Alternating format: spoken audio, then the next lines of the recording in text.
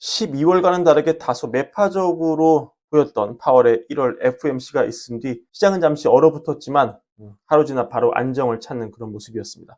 12월에 워낙 두들겨 맞았기에 제가 설명드렸지만 1월에는 파월이 정말 몸을 많이 사렸는데요. 그래서 어제는 시장이 여러 이유로 좀 얼어붙은 여파가 컸습니다. 오늘은 어제에 이어서 미처 다 전하지 못한 파월의 메시지 좀 전해보려고 하는데요. 이번 영상도 많은 도움이 됐으면 좋겠고 구독과 좋아요도 늘 부탁드립니다. 자, 먼저 파월의 진위를 우리가 좀 파악을 해야 됩니다. 여러분, 정말 우리 지난 1, 2년간 인플레가 굉장히 많이 올랐죠. 그래서 어떤 분들은 워낙 짧은 기간 물가가 비상식적으로 많이 올랐기 때문에 이걸 바로 잡으려면 반대 방향으로 한번 크게 움직여야 그게 맞는 거고 그게 정의로운 거라고 생각을 하시는 것 같아요. 하지만 어제 파월 의장도 강조하지만 뭐라고 합니까? 파월이 2% 미만의 인플레는 좋은 게 아니다. 2%에 딱 닻을 내린 인플레를 원하는 것이다.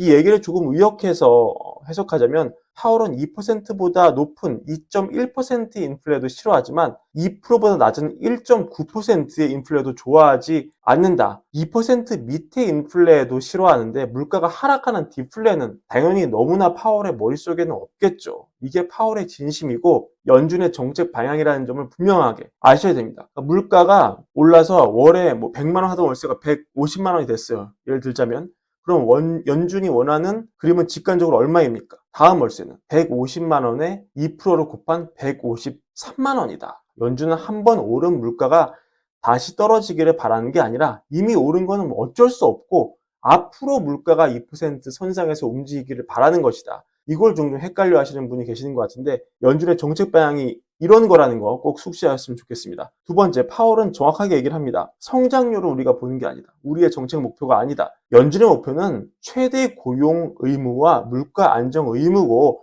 성장은 이 두 가지 의무, 즉 고용과 물가에 영향을 미치는 간접적인 변수에 불과하다. 연준이 통제하는 그런 목표가 아니라는 겁니다. 이게 되게 중요한데요. 왜냐?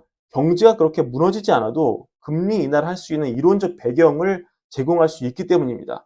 얼마 전에 파월은 FOMC 때 우리가 공급망이 아직 예전으로 완벽하게 돌아가지 않았다. 공급망이 다시 치유가 되기까지는 시간이 좀 걸린다. 지금은 공급 측면이 회복되고 있고 공급망 회복 덕분에 더 많은 활동이 이루어지고 있다. 이렇게 얘기를 하고 있습니다. 자, 그러면 이거는 가장 단순한 수요 공급 곡선으로 봤을 때 공급 측면에 긍정적인 충격을 주는 그런 변수라고 볼 수 있고 이거는 총 공급 곡선은 이렇게 오른쪽으로 이동을 시키고 국민소득, 즉 GDP 성장률을 늘리면서 물가를 낮추는 그런 영향을 갖게 됩니다. 파월의 얘기는 이런 거죠. 자, 설사 공급망 회복으로 인해 총산출, 즉 경제 성장률이 더 올라가더라도 그 메커니즘이 그 기능하는 역학이 물가를 낮추는 방향이고 이로 인해 물가가 2%로 떨어진다는 확신만 있다면 금리를 낮출 수 있다. 왜? 성장이 잘 나오고 안 나오고는 우리의 직접적인 과제가 아니다. 그거는 그냥 간접적인 영향인 거고 그게 무슨 이유에서건 여튼 물가만 떨어진다는 자신감, 이 컨피던스만 있으면 금리를 낮출 수 있다. 이런 점을 분명하게 얘기한 것이라고 볼 수 있습니다. 세 번째, 연준은 경제가 둔화되고 있다는 소프트 데이터도 보고 있다. 어제 연준은 12개 지역 연은 통해서 다양한 소프트 데이터 수집하고 있다고 분명하게 말을 했습니다. 이런 대화였죠. 나는 민간에서 훨씬 더 많은 시간을 보냈고 GDP 같은 하드 데이터가 전부가 아니란 걸 너무나 잘 안다. 12개 지역 연은은 최고의 네트워크 가지고 있고 비즈니스, 커뮤니티, 교육, 의료, 비영리 서비스 모든 것에 다 있다. 팔이 다 있다. 이렇게 얘기하니까 기자가 질문합니다. 그러면 그런 네트워크에서 경제가 둔화되고 있다고 지적한 사람이 있었나요? 이렇게 묻죠. 파월이 그렇다라고 대답합니다. 많은 느려지는 활동이 있었다.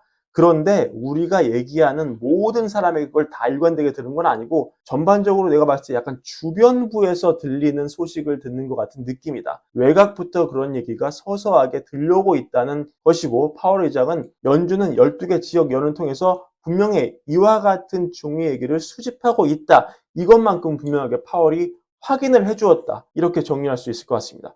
자, 어쨌든 많은 관심을 끌었던 1월 FOMC가 끝났고 여러 가지 후폭풍이 나오고 있습니다. 일단 3월 금리 인하에 베팅했던 많은 금융사들이 타워를 던지고 있다. 그런 보도가 나오고 있죠. 3월 금리 인하 확실하다. 이렇게 노래 불렀던 3개의 금융사를 꼽아보자면 골드만삭스, 뱅크 오브 아메리카, 바클레이즈 이 정도 들 수 있는데 이날 FOMC 때 파월이 분명하게 3월 금리 인하 가능성은 기본 시나리오에 없다라고 얘기했기 때문에 이들은 전망을 대폭 수정을 할 수밖에 없었습니다. 그래서 뱅크 오브 아메리카는 6월로 연기했어요. 근데 대차 대표 축소를 연준이 발표할 가능성을 5월로 제시했습니다. 그러니까 QT 완화가 먼저 이루어질 것 같다. 이렇게 가능성을 제시를 한 것으로 볼 수 있고요. 골드만삭스는 5월로 연기했고요. 바클레이즈도 5월로 연기했습니다. 지금까지 3월 금리 인하를 고수하는 곳은 블룸버그 자체 이코노미스트, 애나웡이 이끄는 팀 정도인 것 같은데요. 이렇게 얘기를 하죠. 앞으로 나올 인플레이션 데이터와 약한 노동시장 데이터는 궁극적으로 연준이 충분한 신뢰를, 금리 인하를 할 수 있는 신뢰를 얻을 수 있게 할 것이다. 그래서 우리는 3월 금리 인하선을 고수한다.